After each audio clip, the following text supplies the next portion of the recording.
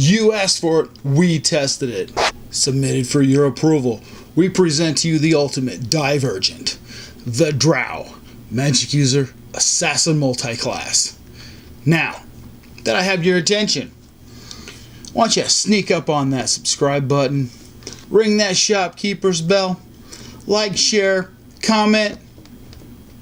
Helps me out, lets me know how I'm doing. We could also get some really good conversation going down there in the comments. You'll be the first to know all my updates. Now, okay, I know, before all the purists out there start jumping up on their soapboxes and hollering upon high, I already know what you're going to say. Now I'm going to have to keep this G-rated for all the children out there that are viewing. They would say, that's impossible in AD&D.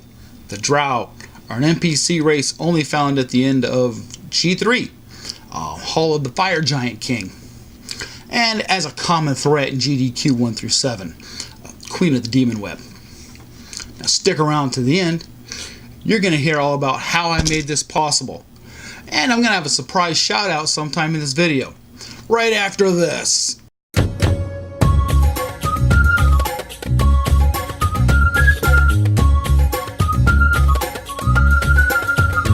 Hello to everybody out there in the YouTube multiverse. Rod here.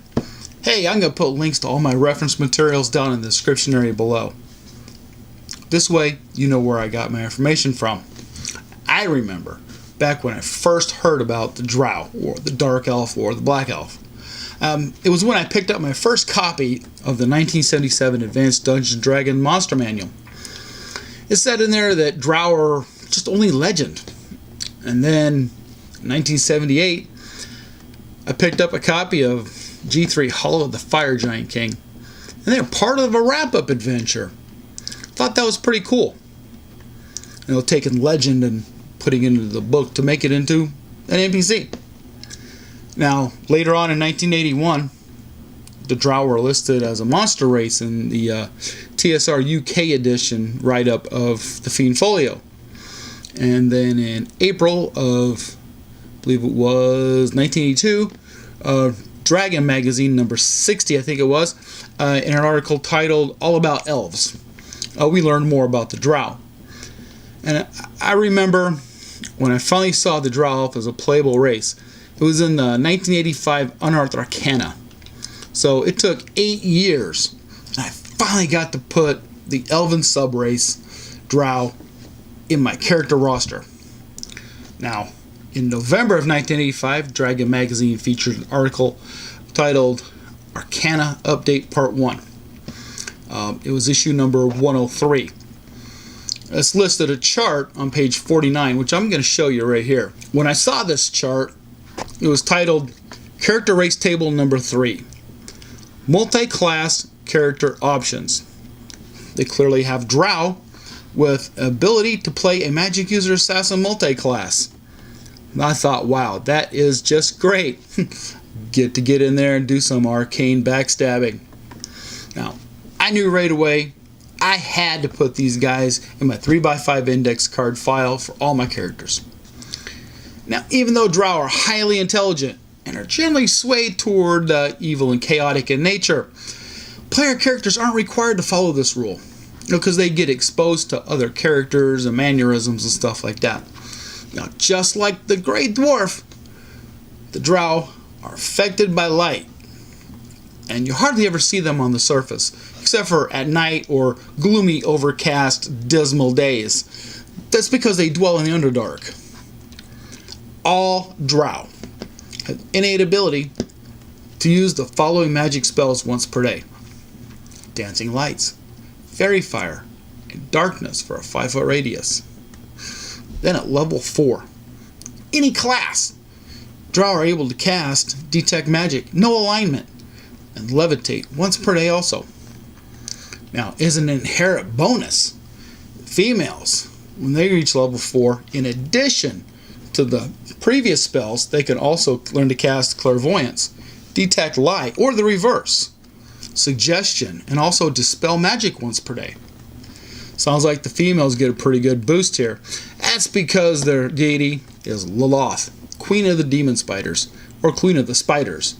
I've seen it reference both directions. And when rolling the abilities for a Drow, they're predetermined on page 34 of the Theme Folio. Now I'm going to read off what it says here about the stats. I'll read off the females and the males together. Strength, starting out, females are a base of 8, plus 1 to 6. Males are a 6, plus 1 to 6. Intelligence for the female is 12, plus 1 to 6. And males is a 10, plus a 1 to 8. Wisdom is an 8, plus a 1 to 10. For males, they get a heavy bonus here. It's 8 plus 14, which gives them an automatic 22. Dexterity is a 12 plus a 2 to 8 for both. Constitution, also for both, 4 to 16. Charisma for the females is a 10 plus a 1 to 8. And for the males is an 8 plus a 1 to 8. By simply following these minimums, you can see right where the Magic User Assassin class will automatically fall into place, giving the Drow a shoo-in for this awesome multi-class possibility. Even before we start adding the Magic User spells, the Drow Magic User Assassin is already a deadly multi-class combination. Now, personally, I would go out and choose my Magic User spells to work in association with my Assassin skills, and also ensure me a good position in my Assassin's Guild ranking. I start out level 1. Magic User spells like Charm Person, Sleep, Spider Climb. That would really be a good little tool to have in my arsenal. Level 2 spells, once I got them, be Invisibility, Mirror Image, or Ray of Enfeeblement. I can see where that would play in good. 3rd level, I'd get Haste, Hold Person, Slow. 4th level spells be like a Fire Trap, Wizard's Eye. Get around those corners. Make sure your target is the only one in the room. 5th level spells, once I got those, I'd take something like Pass Wall, Teleport, and one of those really good spells. Now, undeniably, all this makes this the best choice for this multi-class build. Also, I feel that this will automatically make the Drow a go-to level appropriate assassin for any mission. Now, I would like to take a minute to give a great big Thaco Factor shout out to a friend of mine. He's the host of How to D&D. He has tutorials, mini paintings, he does all kinds of stuff. Now I'm going to post a link to his homepage down in the description area below. Hey, go check him out today sometime. Tell him I sent you. He's going to really appreciate it. Now, on the downside of the Drow, once they've been labeled an outcast, they have absolutely no access to Drow weapons and armor. Cloaks, poisons. Hell, they even lose their 50% magical resistance that's commonly possessed by the Drow NPCs. Not even as a parting gift from being part of a noble, high-ranking family do you get anything. You're an outcast. You're like a bum on the street. Besides, who needs Drow-made adamantite armor anyway? I mean, elven chain armor, weapons, anything like that. It'll only turn to dust once it hits the daylight anyway. Who needs it? It's garbage. Outcast Drow still retain their elven resistance to charm and sleep. So they also receive a +2 bonus to all magically affected saving throws. Now, just like their elven cousins on the surface, Drow are able to move silently under the same conditions and have that 1 to 8 chance of only being surprised. And this makes sneaking up and spying more rewarding as a Drow.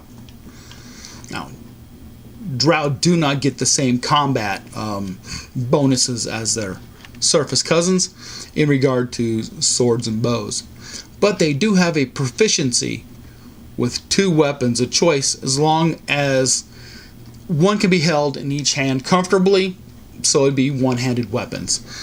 Now, the Drow, they have a preferred weapon, a choice. That would be the a small handheld crossbow, and a short sword or a long dagger.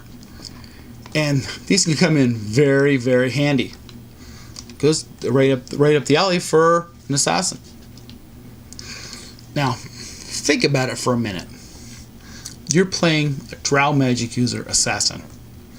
You're sent out by the Assassin's Guild to go after a high-profile target. What do? Do you go for the subtle approach? You know, put your target to sleep, dose them with some poison later on. Or do you go for the direct approach? Say, put fire trap spell on one of your darts or bolts for your crossbow, which on impact is going to blow up, burst into flame. This is going to totally engulf your target in a spectacular blaze. And they're going to know somebody's been there and they've done something dastardly.